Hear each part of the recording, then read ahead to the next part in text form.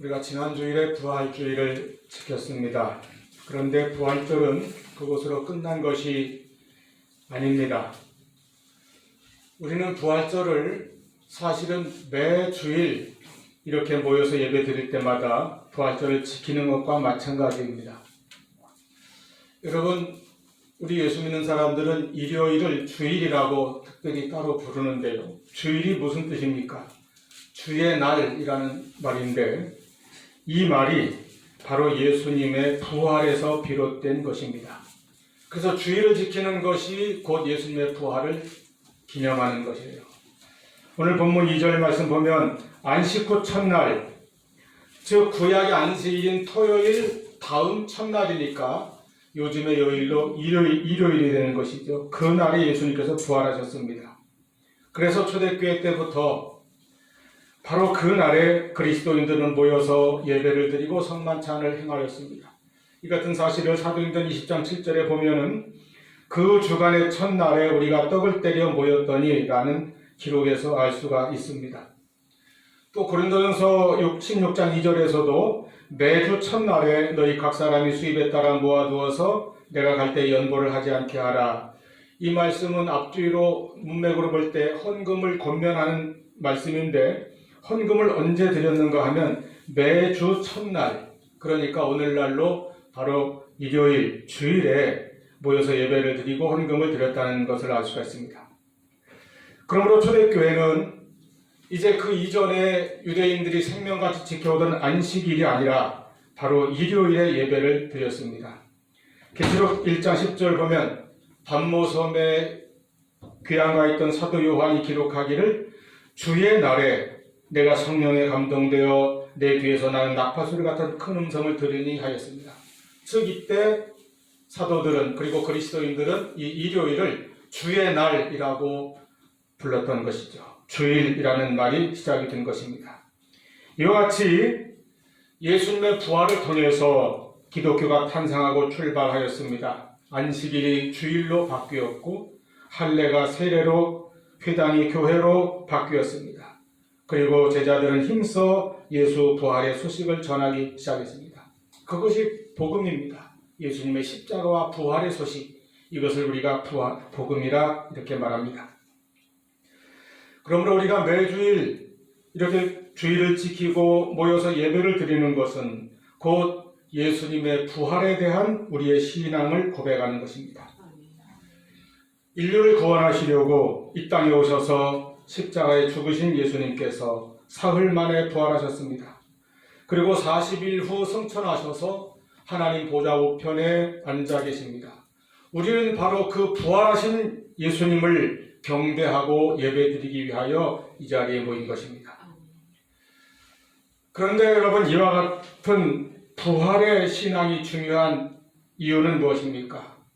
그것은 이 부활이라고 하는 사건은 바로 예수님이 우리의 구원자여 우리의 하나님이시라는 것을 입증하는 사건이기 때문입니다. 초대교회가 가장 강하게 전하였던 메시지가 무엇입니까? 초대교회가 처음부터 전파한 복음의 핵심은 바로 부활이었습니다. 그 당시에는 나사렛 예수께서 십자가에 달려 돌아가신 그 사건은 예루살렘 인근의 사람들은 다 알고 있는 큰 사건이었습니다. 그런데 예수님의 제자들은 바로 그 골고다 십자가에서 처형되어 죽으셨던 예수님이 부활하셨다는 것을 돌아다니면서 힘써 전하고 외친 것입니다. 신약의 대표적인 부활장이라고 하는 고린도전서 15장 3절에 내가 받은 것을 먼저 너희에게 전하였노니 이는 성경대로 그리스도께서 우리 죄를 위하여 죽으시고 그 다음 4절 장사지는 바 되었다가 성경대로 사흘 만에 다시 살아나사. 예수님께서 성경대로 죽으셨고 성경대로 다시 사셨다는 것을 증거하고 있습니다. 그리고 5절 이하에서는 이제 게바에게 보이시고 후에 12 제자에게와 해서 쭉 부활의 목격자와 증인들, 부활하신 예수님을 만난 사람들을 열거하고 소개하고 있습니다. 그리하여 십자가에 죽으신 예수님이 바로 하나님이시라는 것, 바로 우리의 구세주라고 하는 것, 그리고 그 예수님께서 행하셨던 모든 일, 주님의 모든 말씀과 모든 약속들, 모든 가르침이 옳았다는 것, 그 주님의 약속이 반드시 이루어졌다고 하는 것을 증명하는 사건이 바로 부활입니다. 예수님이 공생애 때에 하셨던 많은 말씀들 가운데 예수님의 주장이 당시 유대인들이 듣기에는 얼마나 엄청난 것이었는지 모릅니다. 나를 보내신 이는 하나님이시다. 아버지와 나는 하나이다. 아버지가 일하시니 나도 일한다. 나에게는 죄 사하는 권세가 있다. 오직 하나님만이 가지고 있는 권세를 예수님께서 당신도 가지고 계시다는 주장이었습니다. 이 모든 말씀들이 그들이 듣기에는 참남하고 신성모독하는 말이었습니다. 하나님을 망령되이 일컫는 말이었습니다. 그래서 그들이 그렇게 이를 갈고 예수님을 미워하고 예수님을 죽이려고 음모를 꾸미게 되었습니다. 그래서 결국 재판에서 예수님께서는 사형을 원도받고, 먼저 유대인의 종교재판에서, 그리고 빌라도의 재판에서 또 사형을 받으시고 십자가에 달리셨습니다. 그런데 그 예수님을 십자가에 처형하면 다 끝날 줄 알았는데 주님께서 미리 말씀하셨던 대로 3일 만에 부활하신 것입니다. 이로써 예수님께서 주장하셨던 그 엄청난 주장들이 다 옳고 사실이라는 것을 입증하신 것입니다. 늘 제자들에게 말씀하셨습니다. 인자가 예루살렘에 가서 고난을 받고 십자가에 죽을 것이다. 그러나 3일 만에 다시 일어나리라. 너희가 이 성전을 헐라 내가 3일 만에 다시 일으키리라. 그 모든 예수님의 말씀들이 이제 눈앞에 현실로 이루어진 것을 보여주셨다는 것입니다. 그러므로 우리는 이 부활의 신앙을 분명히 가져야 합니다. 부활은 기독교의 뿌리이고 출발이고 근거이며 복음 자체입니다. 여기서 이제 중요한 문제가 있는데, 부활의 신앙이라고 하면 우리는 어떤 생각을 하게 됩니까? 혹 부활은 예컨대 무슨 진리의 부활이다, 그런 생각이 먼저 드는 분이 있습니까? 인간의 거짓과 죄악이 예수님의 십자가에 못 박았으나 예수께서 부활하심으로 결국은 진리가 승리했다는 것을 보여준 것이다. 또는 십자가에서는 불의가 이긴 것 같았으나 3일 후 결국은 정의가 승리한 것을 보여주었다. 이런 정의의 부활 또는 선의 부활, 악에 대한 궁극적인 선의 승리, 이런 의미로 부활을 이해하고 받아들이지 않습니까? 물론 다 맞습니다. 그러나 그 이전에 우리가 먼저 알아야 될 것은 부활의 참된 본질, 부활의 참된 핵심은 예수님의 부활이라는 것입니다. 할렐루야. 예수님이 부활하셨다는 것이 가장 중요한 거예요. 진리가, 선이, 정의가 부활했다는 것이 복음이 아니라 예수님께서 부활하셨다는 것이 우리에게 진정한 복음입니다. 그래야 아까 말했던 그런 메시지들이 효력이 있고 능력을 갖게 되는 것입니다. 해마다 부활절이 오면 일반 사회 언론에서도 가끔 그런 메시지들을 싣습니다. 이 부활절에 우리 사회의 진리가, 정의가, 사랑이, 양심이 다시 회복되기를 바란다는 그런 의미입니다. 그것이 부활의 열매일지언정 부활의 본질은 아닙니다. 그런 것만 믿는 것은 부활신앙이라고 할 수 없습니다. 참된 부활신앙은 예수께서 다시 사셨다, 이것을 믿는 것입니다. 하나님의 아들이 인간이여 이 땅에 오신 것이 성탄절입니다. 온 인류에게 가장 놀라운 사건이고 큰 이제 기념할 만한 날이 성탄절이죠. 메시아가 오신 것입니다. 그런데 그 예수께서 십자가에 돌아가셨습니다. 이 사건도 우리 그리스도인들에게는 얼마나 중요한지 몰라요. 참으로 감사하고 감격스러운 사건입니다. 나의 죄를 담당하셨다. 나를 대속하셨다. 그만큼 우리를 사랑하시고 우리를 위해 생명까지 내어주시는 희생을 주님께서 치르신 것을 생각할 때 우리가 눈물 흘리며 감사하지 않을 수가 없습니다. 그런데 우리의 신앙이 늘 그 눈물과 애통함 속에 머물라고 예수님께서 오신 것입니까? 주님께서는 3일 만에 부활하셔서 우리에게 이제 구원의 확신과 감사와 벅찬 감격과 기쁨과 찬송과 평안을 주시는 것입니다. 평안. 저도 들은 얘기입니다마는 연예인들 중에 크리스찬들이 모여서 성경 공부를 하는 모임이 있었답니다. 거기서 이제 인도하시는 목사님이 숙제를 냈어요.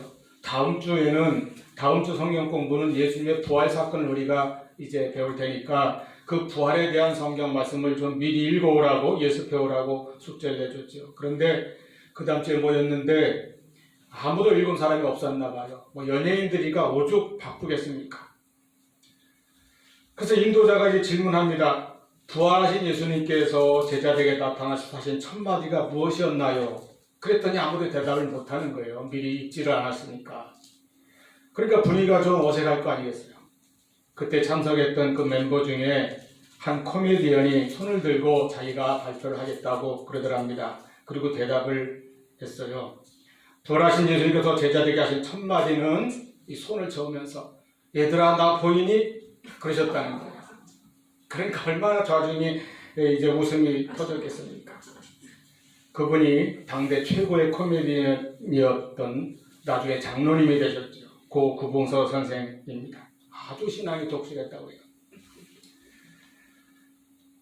그런데 사실은 부활하신 예수님께서 우리에게 주신 것은 내가 보이니가 아니고 너희에게 평강이 있을지어다. 제자들이 있는 곳에 찾아오실 때마다 하신 첫 마디는 언제나 평안할지어다, 너에게 평강이 있을지어다 말씀하셨습니다. 부활신앙을 가지고 부활하신 예수님을 분명히 믿음으로 우리에게도 이와 같은 평안이 있기를 축원합니다. 여러분에게 부활하신 예수님의 평안이 있기를 바랍니다. 여러분의 가정에 이 예수님이 주시는 참된 평안이 항상 깃들기를 바랍니다. 여러분의 자녀들에게 그 자녀들의 평생에 이 평안이 함께 하기를 바랍니다. 여러분의 일터에 여러분의 모든 수고하는 삶 속에 이 평안이 항상 함께 하기를 바랍니다. 여러분의 마음에 항상 이 평안을 소유하고 빼앗기지 않고 살아가시기를 축원합니다. 다시 말씀드립니다. 우리에게 중요한 것은 부활신앙인데 이 부활신앙이라고 하는 것은 예수님의 부활에 대한 믿음이에요. 예수님의 부활이 역사적으로 분명히 일어난 사건이라는 것을 먼저 믿어야 합니다. 이 믿음은 없고 그저 다만 상징적으로 부활은 무슨 진리나 정의나 양심, 선, 사랑 이런 것의 승리 혹은 회복이라고 그렇게 상징적인 의미로만 받아들이고 믿는다면 예수님의 부활이 빠져 있다면 그것은 부활신앙이라고 할 수 없는 것입니다. 예수님의 부활은 분명히 역사적으로 일어났던 사건입니다. 오늘날 인류는 이 예수님의 부활을 믿는 자와 믿지 않는 자로 나뉘어져 있습니다. 예수님을 믿는다는 것은 예수님의 탄생, 예수님의 신성, 또 예수님의 인성, 예수님의 사랑과 예수님의 희생 다 믿는 것입니다. 마침내 예수님의 사랑과 희생의 클라이막스인 예수님의 십자가 그 대속의 은혜도 믿는 것입니다. 그러나 마지막으로 이 예수님의 부활을 믿어야 온전히 예수님을 믿는 것입니다. 그러나 이 예수님의 부활이라고 하는 역사적 사건, 분명한 역사적 사실을 믿지 않는 사람이 더 많아요. 그도 그럴 것이 인류 역사에서 한 번도 경험해보지 않은 도무지 믿을 수 없는 사건이기 때문입니다. 그래서 많은 사람들이 부활을 믿지 아니하고 부활은 그저 예수의 제자들이 꾸며낸 이야기다, 훗날 교회가 지어낸 신화 같은 스토리다 라고 주장들을 하기도 하고 그런 주장을 또 입증한다고 하면서 책도 써내고 박사도 되고 학자도 되고 참 그렇게 인생을 헛되게 사는 사람들도 있고 그런 주장들을 듣고 읽으며 어떤 오류가 있는지 알아보지도 않고 그저 무턱대고 고개만 끄덕이는 그런 사람들도 있습니다. 여러분, 어떤 사실에 대한 그 여부는 분명한 증거로 밝혀져야 되는 것입니다. 예수님의 부활에는 분명한 증거가 있습니다. 예수님의 부활이 제자들이나 혹 나중에 초대교회가 꾸며내고 만드는 이야기입니까? 허구입니까? 날조입니까? 아니면 이것은 역사적 사실입니까? 성경에 보면 첫 번째 부활절인 바로 예수님께서 부활하신 그 당일, 그 순간에 예수님을 만났던 사람들의 생생한 기록이 오늘 본문을 비롯하여 마태, 마가, 누가, 요한 모든 복음서에 낱낱이 기록되어 있습니다. 아까 소개해드린 고린도전서 15장 4절 이하에는 예수님의 부활의 목격자 증인들의 명단이 또 거기에 쭉 수록되어 있지요. 먼저 게바에게 보이시고, 게바는 베드로입니다. 그 후에 12 제자에게와 또 500의 형제에게 일시에 보이시고, 그 후에 야고보와 그 후에 이제 모든 사도에게 보이시고, 맨 나중에는 바로 나에게, 이 고린도전서를 기록하는 바울 자신에게도 보이셨다. 이렇게 소개하였어요. 이 증인들은 예수님께서 후에 40일 동안 세상에 계시면서 만나신 사람들이거나, 바울 같은 경우는 이미 승천하신 후에 다메섹 도상에 찾아와 만나주신 것이죠. 그런데 본문에는, 복음서에는 바로 그 당일 부활하신 그 새벽, 그 아침에 예수님을 만났던, 그 부활을 최초로 목격하였던 최초의 증인들의 기록이 기록되어 있다는 것입니다. 그런데 성경을 꼼꼼히 읽어보면 그 각 기사들의 세부적인 내용에는 약간씩의 차이가 있어요. 일치하는 것은 날짜 하나입니다. 안식 후 첫날, 공통적으로, 즉 주일에 부활하셨다. 근데 시간부터가 조금 차이가 있을 수 있어요. 마가복음에서는 매우 일찍 해도 들 때에 그랬죠. 요한복음 20장에 보면은 안식 후 첫날 일찍이 아직 어두울 때에, 이렇게 조금 약간 표현이 다릅니다. 무덤에 올라갔던 사람들의 숫자도 마태복음에는 막달라 마리아와 다른 마리아 이렇게 2명만 소개했는데, 오늘 마가복음에서는 거기에다가 살로메라는 여인을 더 포함해서 3명을 소개합니다. 누가복음 24장에는 그냥 이 여자들이 하고 그냥 복수로만 기록했고요. 요한복음 20장에는 막달라 마리아 1명만 소개를 해요.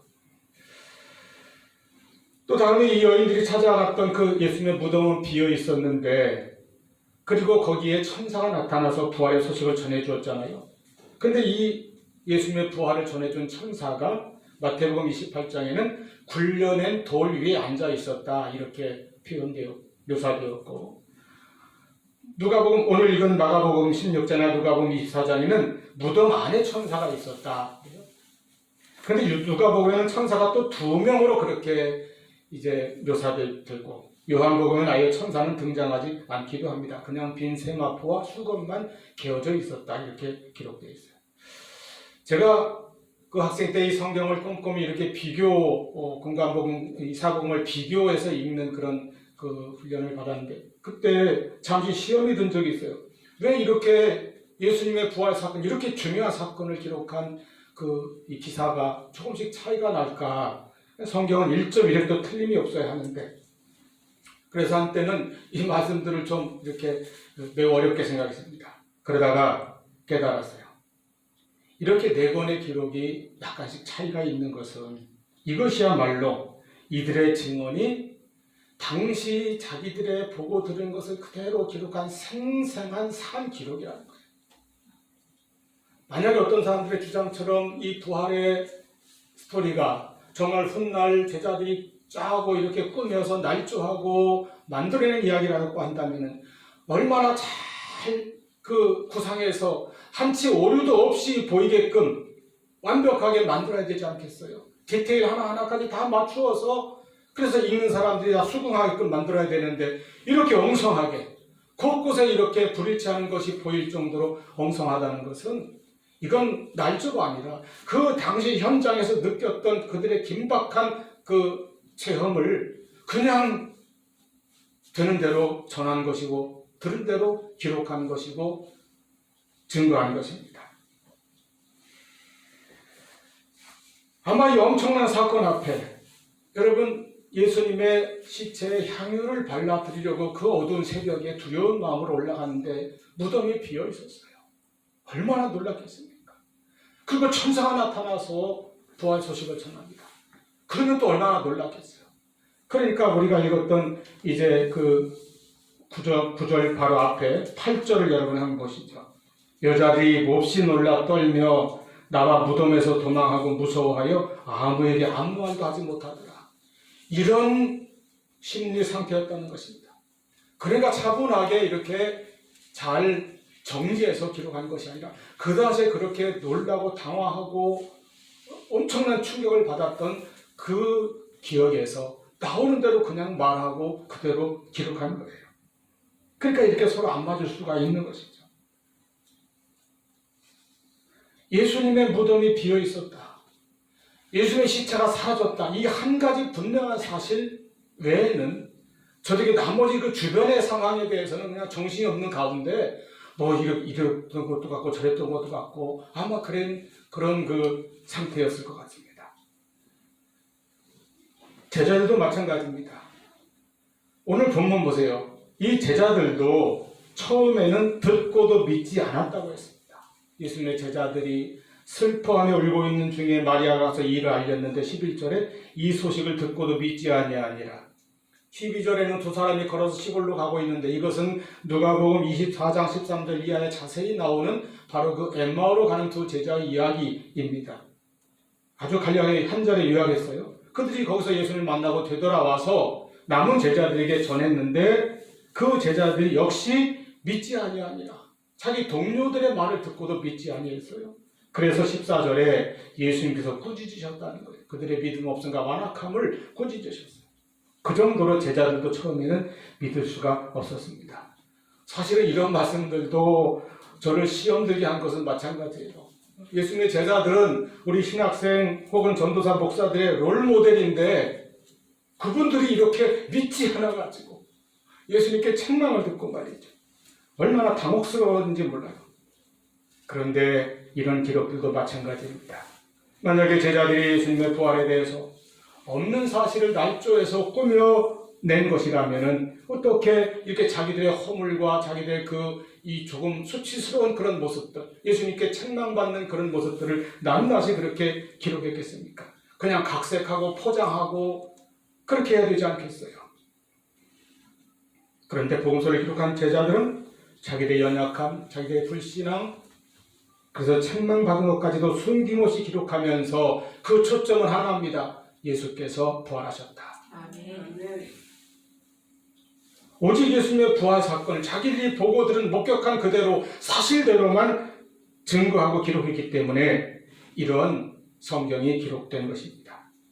우리도 믿지 못했다. 그래서 주님께 책망을 받았다라고까지 기록했습니다. 그래서 이런 기록들이 오히려 역설적으로 예수님의 부활에 대한 참된 생생한 목격자들의 증언이 되는 것이요.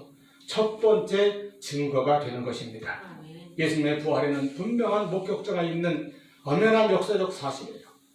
그리고 이후에 아까 고린도전서의 바울이 쭉 소개했던 것처럼 베드로에게 또 12제자에게 그리고 예수님의 육신의 동생인 야고보에게 500여 형제들에게 많은 사도들에게 보이셨고 나중에 바울 자신에게도 예수 믿는 사람들을 잡아 가두려고 영장을 받아가지고 기세 등등 달려가는 그 사울의 일행 앞에 부활하신 주님께서 나타나셔서 음성을 들려주셨다는 거예요. 이것이 예수님의 부활의 중요한 증거입니다. 두 번째 증거는 당시 당국자들의 침묵입니다. 사흘 전에 예수님을 체포한 유대 종교 지도자들은 체포하자마자 그냥 산헤드린의 그 규정도 어겨가면서 하루 만에 그 모든 그 판결을 마쳤어요. 사형으로 자기들의 종교 재판에서. 그리고 빌라도에게 바로 임계했습니다. 빌라도도 사형을 내렸습니다. 그 정도로 예수님에 대한 반대와 증오가 가득했던 사람들이 유대 종교 지도자들입니다. 저들은 예수님이 이제 장사 지내질 때에 빌라도에게 청해서 그 무덤을 굳건하게 봉해달라고 말했어요. 그가 자기 제자들에게 3일 만에 살아난다고 했다는데 그런 일이 일어나지 않도록 혹시 제자들이 훔쳐가 놓고 그렇게 떠들까 두려우니 무덤을 굳게 지키게 하소서. 그래야 큰 돌로 막은 그 무덤을 빌라도의 인봉으로 막고 총독의 관인을 찍어서 인봉을 했다는 겁니다. 아무도 훼손하지 못하게 그 문을 열지 못하게 그리고 경비병들을 보내서 굳게 지키게 했습니다. 그랬던 유대 종교 지도자들이 그런데 며칠 후부터 예수님의 제자들이 그 예수가 바로 살아나셨다고 부활하셨다고 떠들고 돌아다니는 거예요. 그 부활을 퍼뜨리기 시작합니다. 그러면 당장 잡아서 그 입을 막고 모든 언론을 차단하고 봉쇄해야 되지 않겠습니까? 그런 권력도 가지고 있었어요. 여차하면 다 잡아서 처형해도 그만입니다. 그런데 그렇게 하지 않았습니다. 그렇게 하지 못했습니다. 성경뿐만 아니라 당시 어떤 기록, 어떤 자료를 보아도 유대 제사장이든 대제사장이든 바리새이든 서기관이든 사두개이든 다른 사람도 예수님의 이 부활에 대해서 제자들이 전하고 있는 그 소식에 대해서 반박도 하지 못했습니다. 기껏 한 일은 군병들을 돈으로 매수해서 너희 나가서 좀 거짓말을 해다오, 제자들이 훔쳐갔다고 해다오, 이렇게 돈으로 매수해서 거짓 소문을 퍼뜨리게 한 것뿐입니다. 더군다나 그 최초의 그 소문의 최초의 증언자가 누구입니까? 마리아와 여인들이에요. 오늘날과 달리 그 당시 1세기 유대 사회에서 여자들의 인권이 정말 아예 없을 때입니다. 숫자에 셀 때도 포함 안 시킬 정도였으니까요. 그래서 법정에서도 여자들의 증언은 효력이 있는 증거로 채택되지 못했던 때입니다. 그것도 오늘 본문에 그 여인들 중에서도 가장 더 최초로 증언한 분은 막달라 마리아인데 7 귀신 들렸다가 예수님께 치유함 받은 사람이에요. 사회적으로 얼마나 맹대받고 비참한 가운데 있었던 그런 신분이었습니까? 7 귀신 들렸던 여인. 그런데 당당하게 그런 증인들을 소개하고 있습니다. 그런 증인들이 외친 메시지를 전하고 있습니다. 바로 그런 여자들이 최초의 목격자이고 이 사건에 대해 최초의 발설자인데도 그 소문이 들불처럼 퍼져나가도 유대 지도자들이 손도 못 댔어요.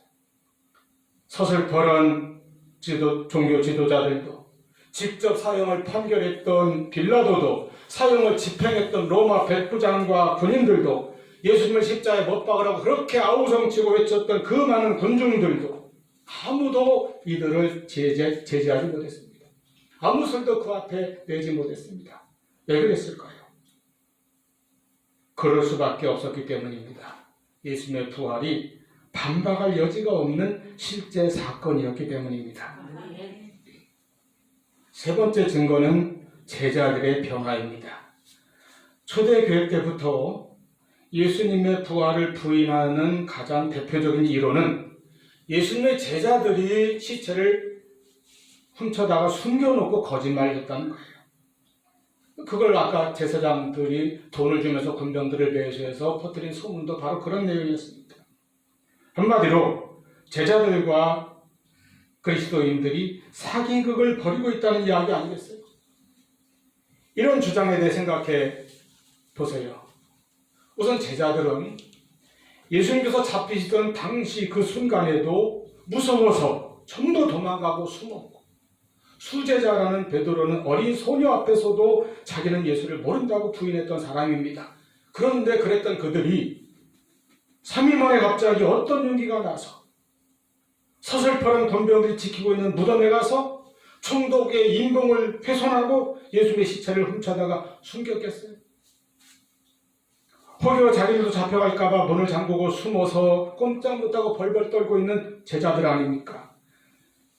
그들의 그 연약한 심리적 상태로 볼 때도 불가능하고, 거대한 돌문, 삼엄한 경비병, 빌라도의 인봉, 이 모든 조건으로 볼 때도 불가능한 일이었어요.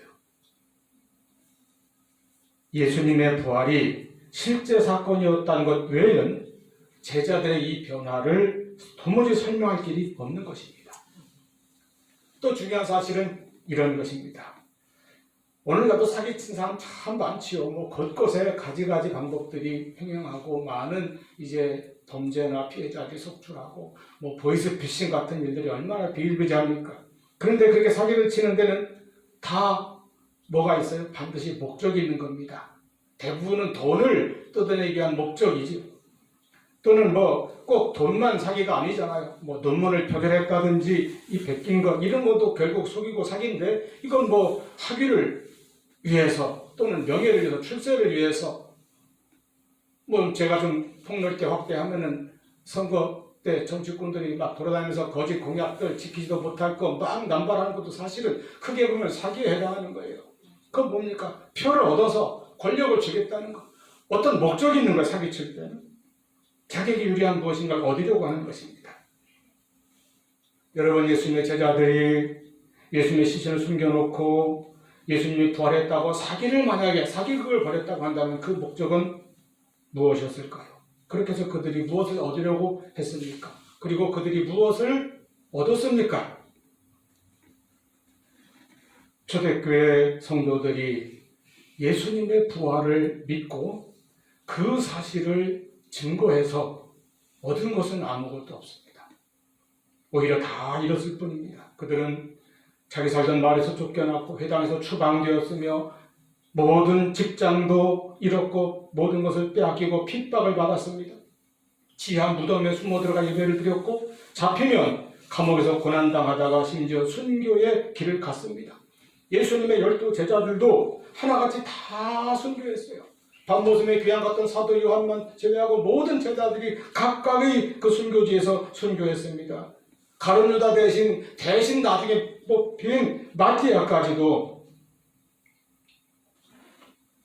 이리 앞에서 돌에 맞아 순교했다고 그렇게 전해집니다. 예수님을 부인했던 사도 베드로는 바티칸 언덕에서 십자가에 달리는 형을 받을 때 나 같은 사람이 어떻게 우리 주님과 같은 방법으로 죽을 수 있겠는가? 나는 십자가에 거꾸로 매달아다 거꾸로 못이 박혀서 순교를 했습니다. 예수님의 제자들은 아무것도 얻은 것 없이 오히려 모든 것을 잃어버리고 나가서 생명까지 바쳐가면서 그들은 부활을 증거했어요. 이것을 사기극이라고 볼 수 있겠습니까?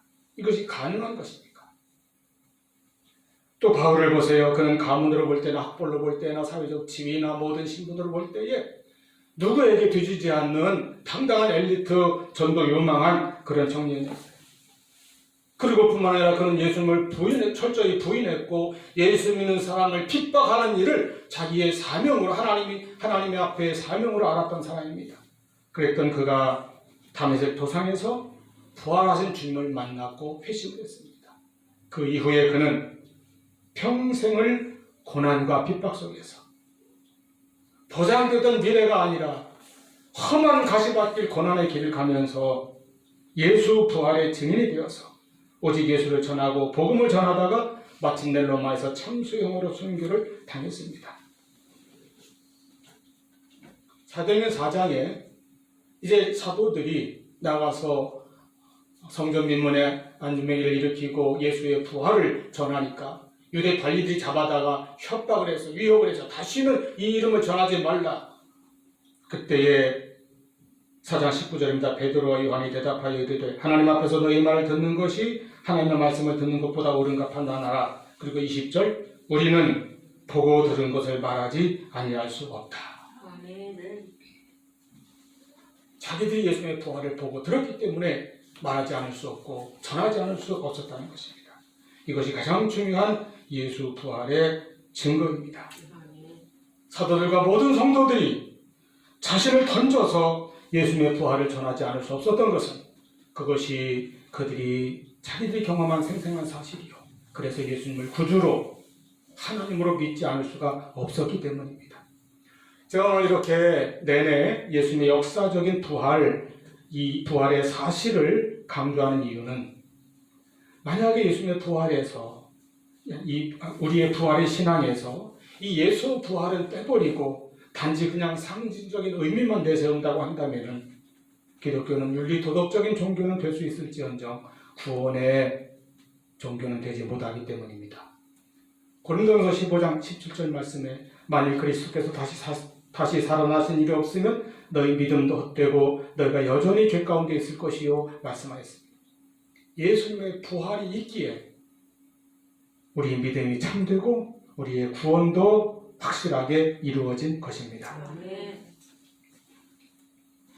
이와 같은 부활의 진리를 알게 된 사도 바울은 고린도전서 15장 8절에서 자신을 만삭되지 못하여 난 자라고 그렇게 표현합니다. 바울이 가문이나 혈통이나 학벌이나 사회적 지위로 볼 적에 모든 면에 뛰어났던 사람이 왜 자기를 이렇게 낮추고 비하합니까? 당대 지식인이요 세상이 다 알아주는 그러한 조건을 갖춘 바울이었지만은 자기가 부활의 진리를 모르고 살아왔던 그 모든 삶은 만삭되지 못하여 난 자같이 그렇게 한참 모자랐다는 것이에요. 예수님의 십자가와 부활의 진리를 모르면 인생의 가장 근본적인 문제인 죄와 죽음의 문제를 알지 못하고 그 숙제를 풀지 못하고 영생을 모르고 살다가 멸망할 수밖에 없다는 것입니다. 그러므로 인간의 죄와 죽음의 문제를 대속의 죽음과 하나님의 은혜로서 해결한 바로 십자가와 부활을 아는 것이 지혜의 근본이요 여기에 구원과 영생의 길이 있습니다. 아멘. 여러분, 부활신앙은 예수님의 부활을 믿는 것입니다. 아멘. 예수님의 부활은 수많은 목격자와 증인들이 있는 역사적 사실입니다. 아멘. 예수님의 부활은 역사적으로 분명히 일어났던 사실, 요즘 말로는 바로 팩트라고 하는 거예요. 그렇다면 그 부활이 사실이라면 예수님께서 평소에 제자들에게 하셨던 모든 말씀들, 모든 약속, 모든 가르침이 다 사실이라는 증거 아닙니까? 다 진리라고 하는 것을 입증하는 사건이 아닙니까? 너희는 마음에 근심하지 말라. 하나님을 믿으니 또 나를 믿으라. 내가 곧 길이요 진리요 생명이니 나로 말미암지 않고는 아버지께로 올 자가 없느니라. 아버지 하나는 하나이니라. 이 모든 말씀이 그리고 예수님의 모든 약속이 사실이요 진리라고 하는 것을 입증하는 사건이라는 것입니다. 예수님의 부활입니다. 아멘. 이 역사적 사실인 분명한 역사적 사건인 예수님의 부활을 통해서 우리는 바로 예수님을 이제 우리의 구주로 믿지 않을 수가 없습니다. 말씀하신 그대로 다시 살아나신 예수님은 어떻게 우리가 구세주로 주님으로 나아가서 내 삶의 참 주인으로 왕으로 모시지 않을 수 있겠습니까? 그 주님이 주시는 평강을 가지고 부활의 소망과 확신을 가지고 담대하게 소망 가운데 살아갈 수 있지 않겠습니까? 그리고 이 부활의 소식을 우리도 나아가서 담대히 전하지 않을 수 있겠습니까? 부활의 신앙으로 살아가는 우리 모두 될 수 있기를 축원합니다. 아멘. 기도하시겠습니다.